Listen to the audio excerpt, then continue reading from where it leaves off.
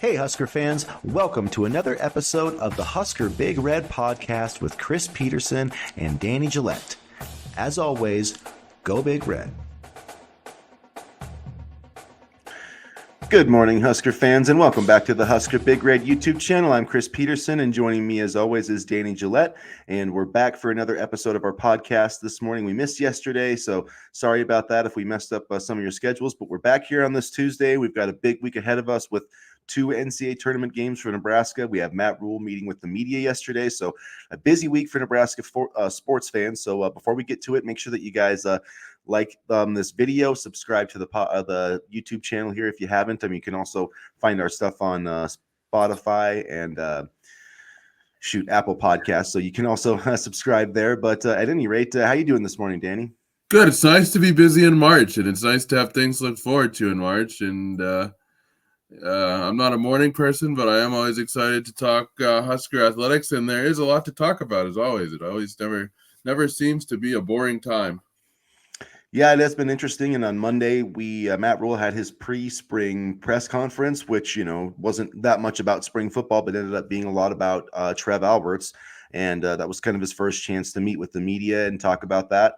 I'm sure a lot of you, folks have seen that. If you haven't seen that, you can go to the, Husker, Nebraska Cornhuskers YouTube page. They show all that stuff there if you want to. It's worth a watch.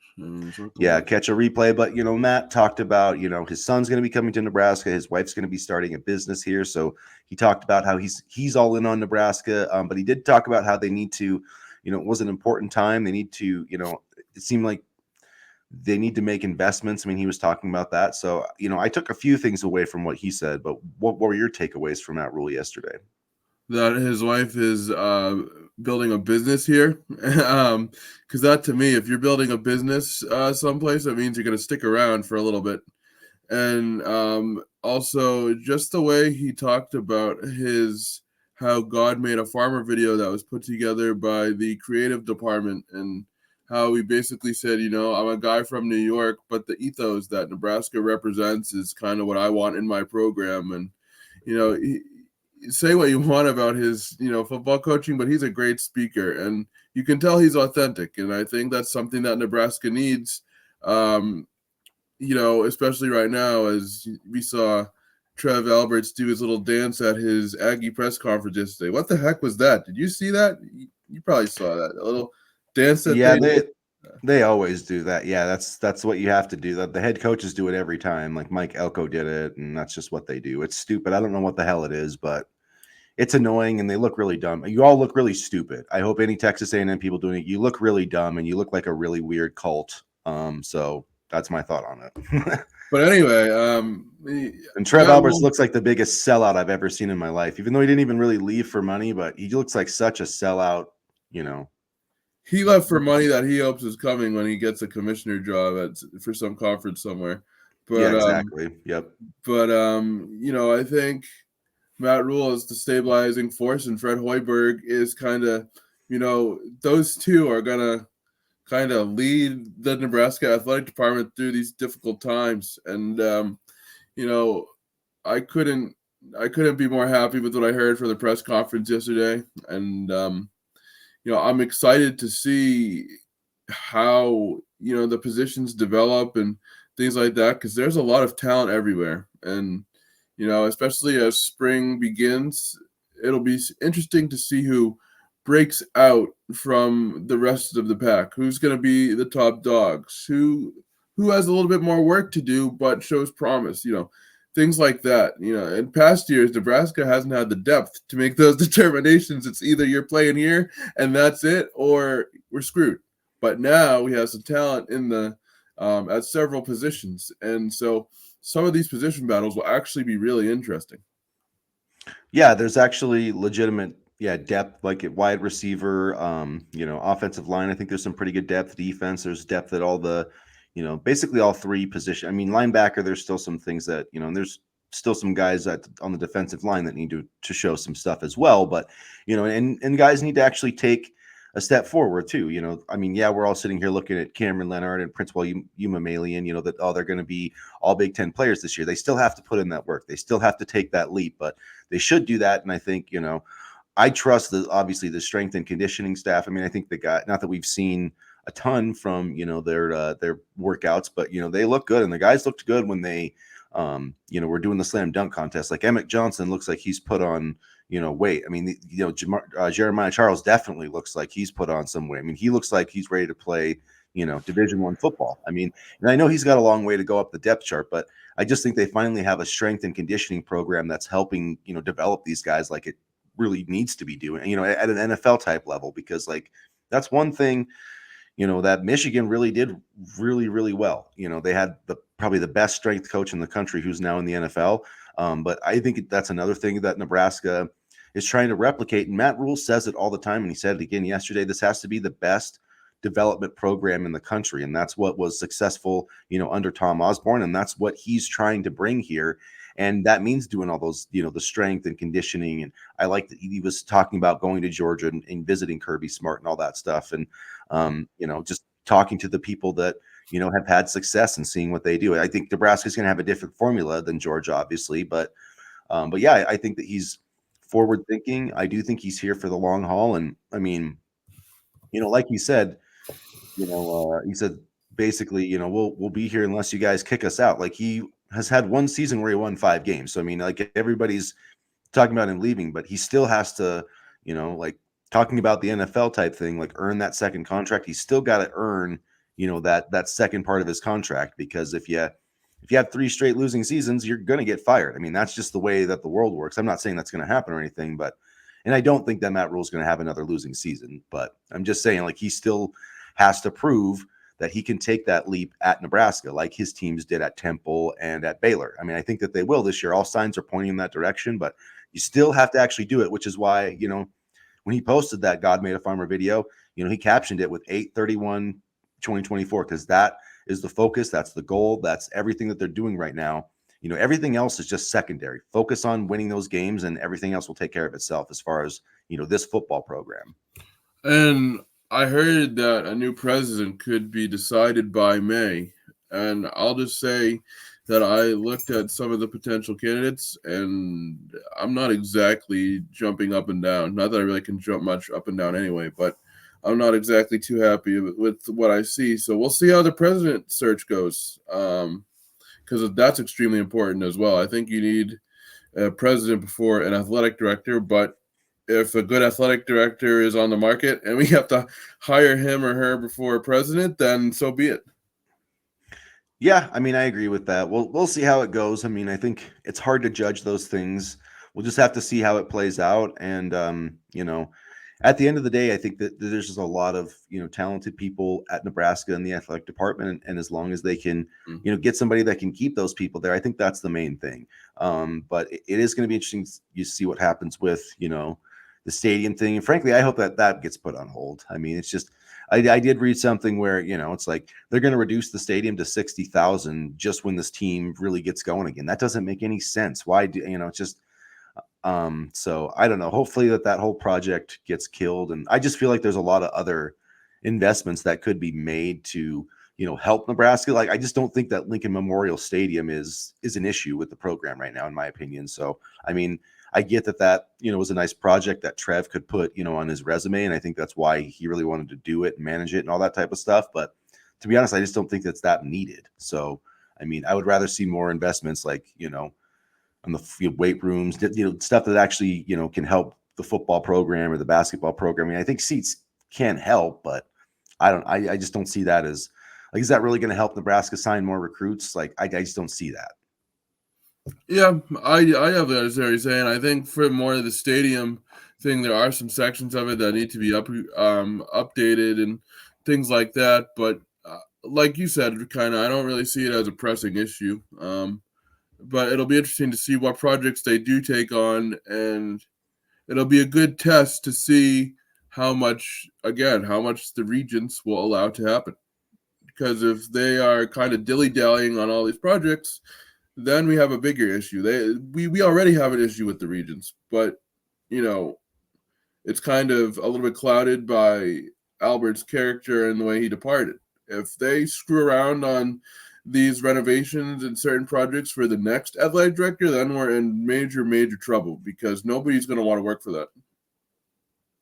Yeah, we'll see. We'll see how things play out. I will say that in this transition phase, Dennis LeBlanc seems to be the right guy for the job. I was listening to him talk yesterday on the radio, and former players have had nothing but good things to say about him. I mean, he was on the Huskers radio network on Monday, speaking about certain things, and he said, quote, "I get a chance to communicate with the players a lot, and they absolutely love Coach Rhule. I'm so fired up about Nebraska football and Coach Rhule." And he also said, quote, "I'm going to give every ounce of energy in this body to keep the Husker ship sailing in the right direction while I have this opportunity." So although he may not be, the ultimate choice for, full-time athletic director, I think he's definitely worth keeping around in this department.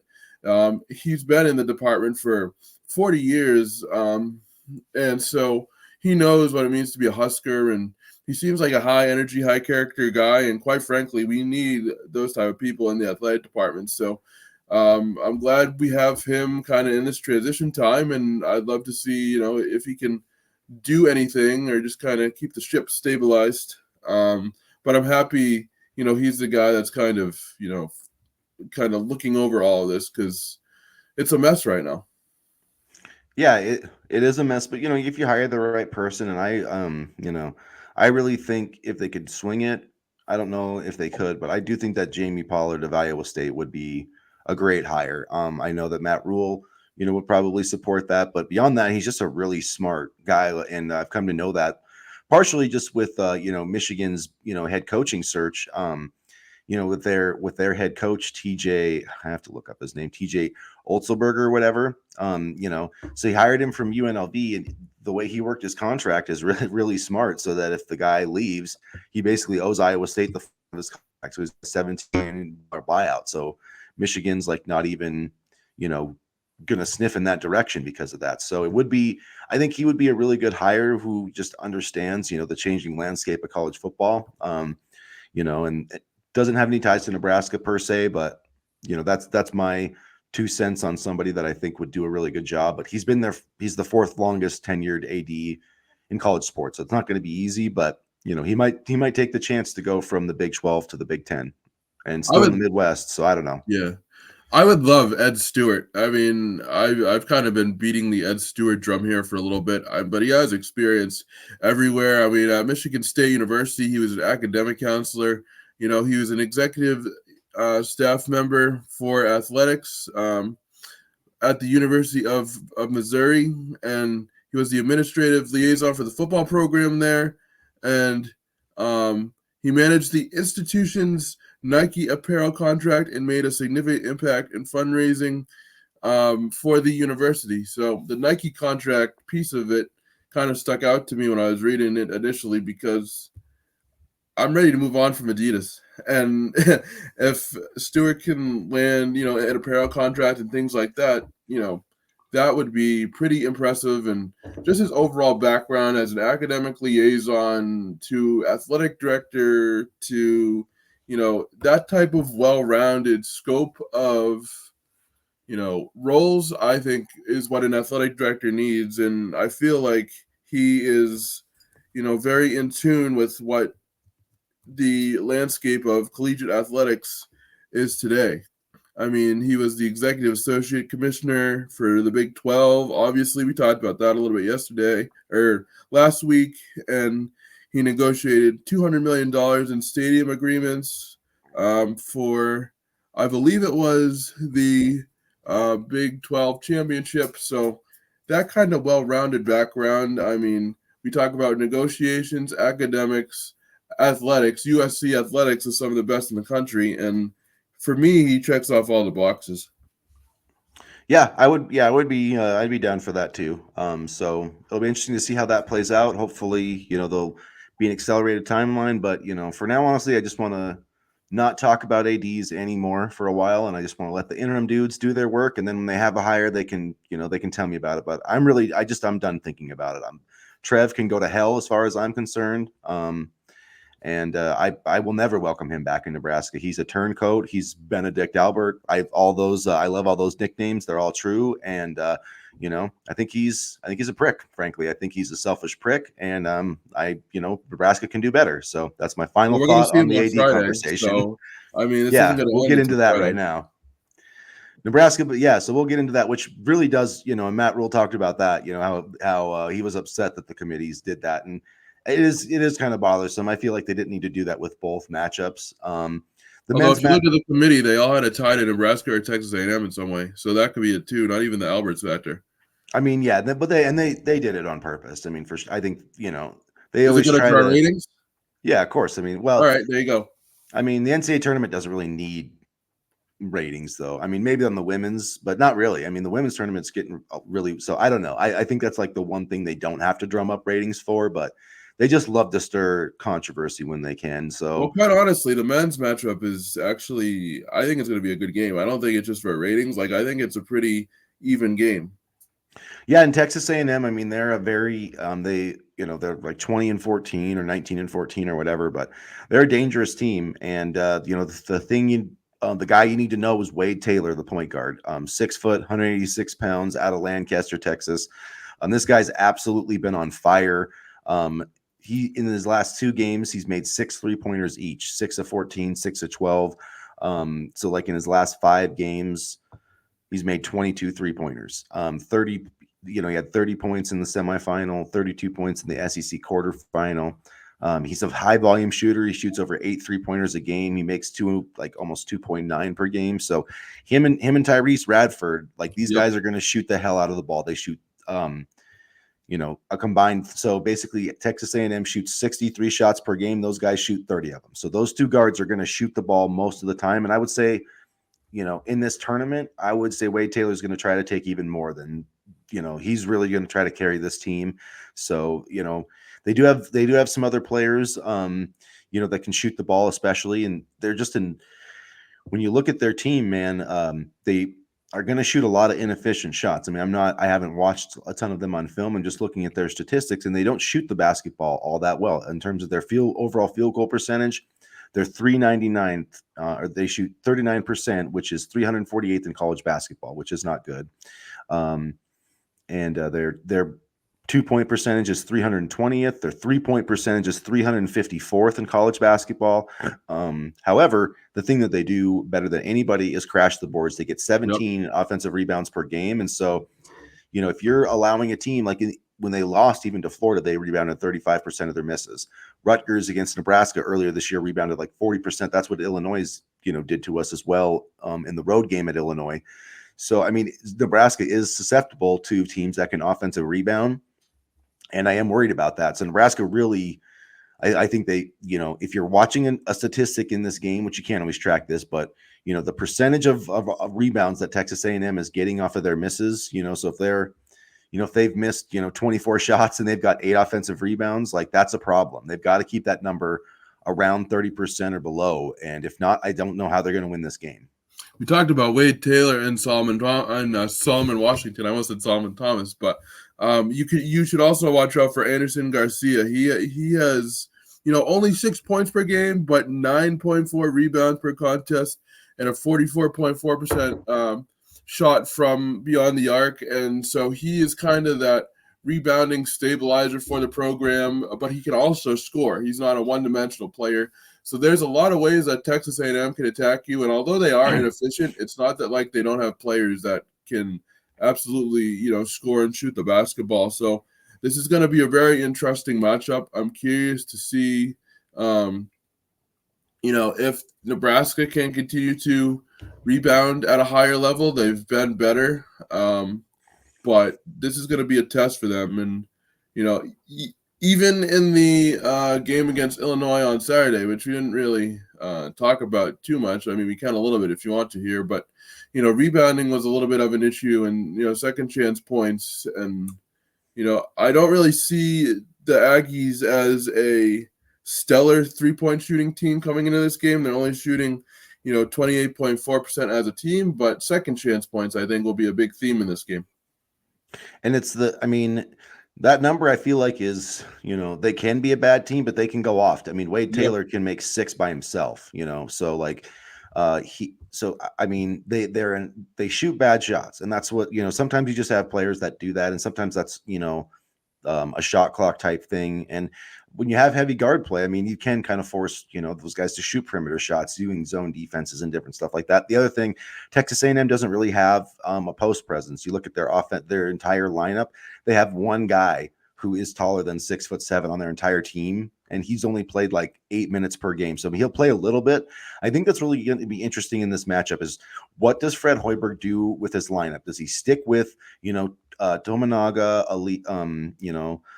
Josiah Leak, Gary, does he stick with the big lineup? Bryce Williams, Matt, does he stick with those big guys, or does he go smaller, and put Jamarcus Lawrence in there and take out somebody like Alec? That would be my, my one thought is maybe Josiah comes off the bench in this game. Yeah, I would always go smaller just to guard the guards. I just don't know how you're going to guard Radford and Wade Taylor with. I mean, who's going to guard? I mean, Tominaga will probably take one. I mean, they probably zone him, I guess, but I don't know if you want to do that either and give those guys, somewhat decent looks from the perimeter. And then who, is Juwan Gary going to guard one of those guards? I mean, I think he probably could, maybe Bryce Williams, but Jamarcus Lawrence is going to have to play a lot in this game. They're going to need him for his defense and frankly, his ball handling. And he's actually played very well over this last stretch here. I mean, Saturday, I think he had like 9 points off the bench, which the bench play on Saturday was very positive. So I kind of like that coming into this game. Hopefully the refs have an even whistle on Friday, but we'll see. Yeah, the officiating that's all. I mean, that's not the only reason Nebraska lost the game on Saturday. They went ice cold. I mean, they did, but at the same time, though, like if you look at where the game really changed and really flipped is, Terrence Shannon came down basically and had 4 or 5 drives and went to the free throw. They basically gave him like 8 or 10 free throws when they were down by 15. He made some threes, but a big chunk of those points were all free throw attempts. And at the other end, Juwan Gary, Casey, Bryce Williams are all taking the ball to the basket, doing the same thing, getting similar contact and no call. So if Nebraska gets some of those calls, they make some of those free throws. For one, the players get their confidence back up, and two, that momentum doesn't switch like it did because Illinois doesn't go on a 12-0 run. I mean, it literally, it doesn't boggle my mind because it's Big Ten officiating. And look, I mean, yeah, Terrence Shannon's a great player, but he shot way too many free throws. Like the fact that anytime he drove the ball to the basket, it was going to be a foul no matter what. And, I literally paused it and was slowing it down on my TV, and every time Juwan Gary went to the basket, he was getting contact. He was getting hit. And I'm like, okay, why are you calling it? Why is it a foul on one end, but not on the other? And I mean, and literally I watched Terrence Shannon, I can't remember who it was, which player, but the guy was planted there firmly and Terrence Shannon just runs him completely over. Should have been an offensive foul, and they just called it out of bounds. Honestly, it was Hoiberg, but I could be wrong. Yeah, and he was literally planted there for 2 or 3 seconds, and then an Illinois guy shoves a guy, and then there's no call, gets the ball and gets an and one. It's that's not the reason they lost. They missed a lot of open looks, but if they had been able to, actually get some more free throw attempts in that stretch where it really mattered, I think it would have been a different game. So, I mean, it is what it is. You have to overcome that stuff, but that's a frustrating part of the NCAA tournament is the officiating is bad. I mean, it's just the officiating in college basketball is inconsistent. Well, I think it'll be a little bit better in the actual tournament itself versus the Big Ten tournament, but slightly, because I mean, Big Ten refs are doing these games too. That's the thing. I'll say it's slightly better, but it's not an entire Big Ten crew though, is it?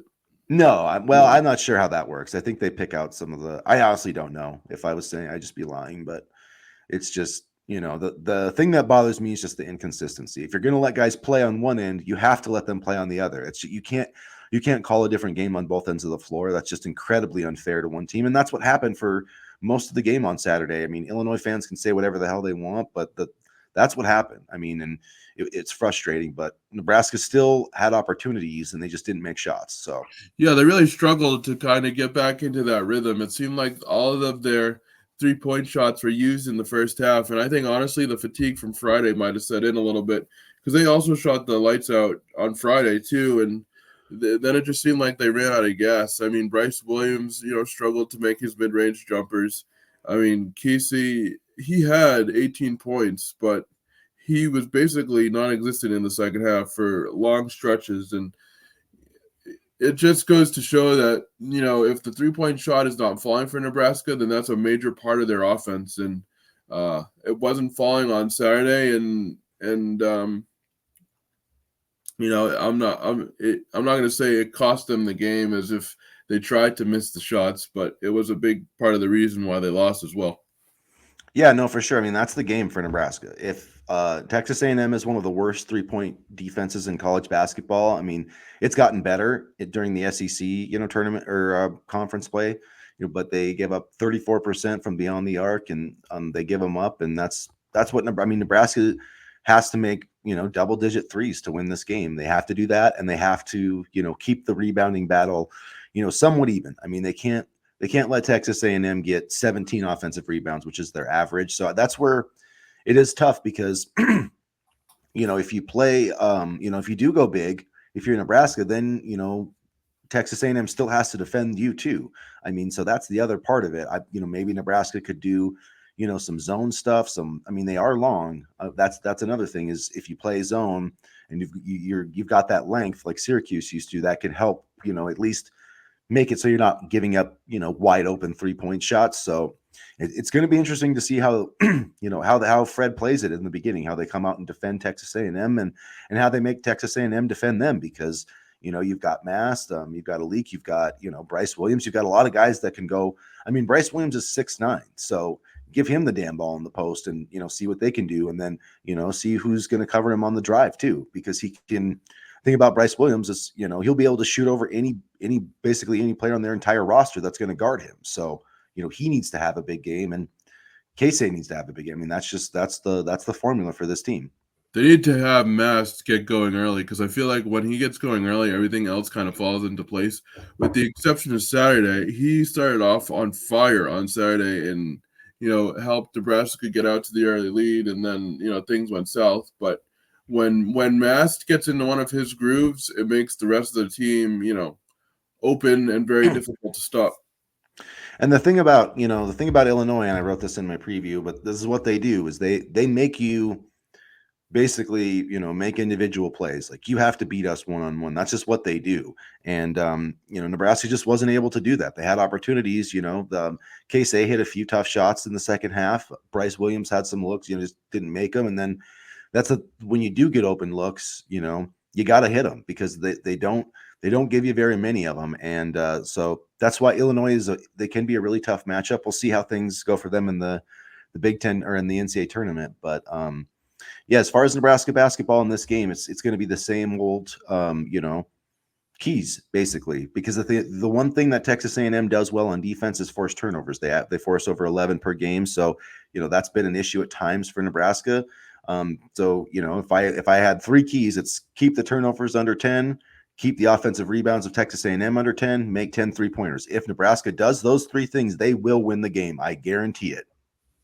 Yeah, I mean, this is certainly a winnable game for Nebraska. And honestly, I think it's a good draw for Nebraska as it relates to, the level of play. And I think, honestly, the play of the bench, for example, the play of Jamarcus Lawrence, although he may not be on the bench on Friday, depending on what they do, I mean, he is a tremendous catalyst offensively. We saw it a little bit last year when he was able to start, and he needs to continue to get going because he provides some much-needed points off the bench. It's interesting how both him and Bryce Williams have this kind of collection of mid-range shots, kind of a throwback to the days of older basketball, but Lawrence needs to, make the most of his minutes and get going and drive to the hoop. I think the starters will do what they need to do. It's going to be more about, for me at least, how the bench does and what they can do during, the stretches when the starters are out. Because, on Saturday, I thought the bench, when Alik and Mast went to the bench, played well. I thought, they didn't exactly light the world on fire, but they gave solid minutes. And the bench is going to need to give solid minutes on Friday and, continue to utilize more of that depth.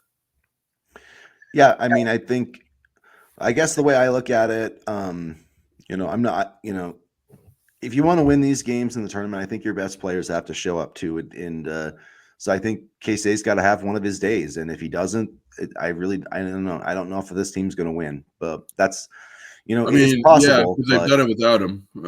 I mean, they have, yeah. They just including Wisconsin, I think. other guys are going to have to get hot. I just feel like this is the kind of game where they need his shot making ability to shine through, because that's just my thought on it. I just feel like when you get to this moment, it's hard to win these games if your best players don't show up, and so hopefully I would say Nebraska needs the two guys that got all Big Ten selections.